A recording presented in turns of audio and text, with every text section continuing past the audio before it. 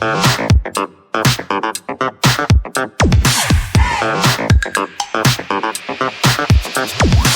there is a section of my life and my kids' lives too, for that matter, when we were big into what I would consider mood music. So I guess the most famous example would be like Pure Moods, that whole album. They came out with like, I think they're like 6 or 7 albums. I'm not even sure now. But when the first Pure Mood album came out, they had a bunch of good songs on there. And it was all different artists in it. So when like Pure Moods was the band, it was just a bunch of different artists with a bunch of mood songs, kind of peaceful. I would say a little bit like Inya and things like that were, very, very good to listen to. Sometimes I was just in the mood just to zone out, especially if I'm like driving long distances or something, or just don't want to hear anything uplifting or happy or anything. I just want to kind of just zone out. These were the songs for that.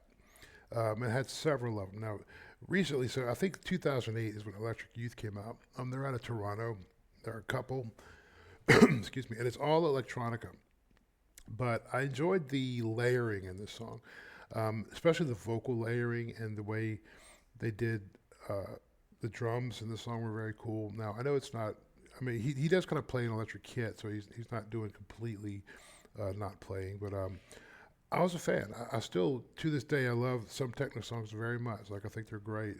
Dead Mouse and Armin van Buuren. I mean, there's some really good tunes that I truly love and listen to for a long time.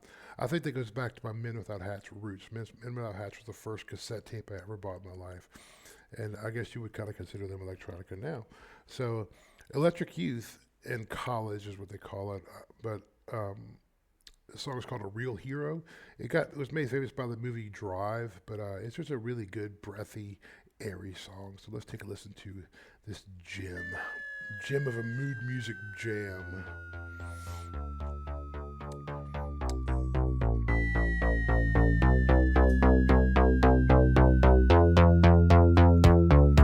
Ryan Gosling's so cute.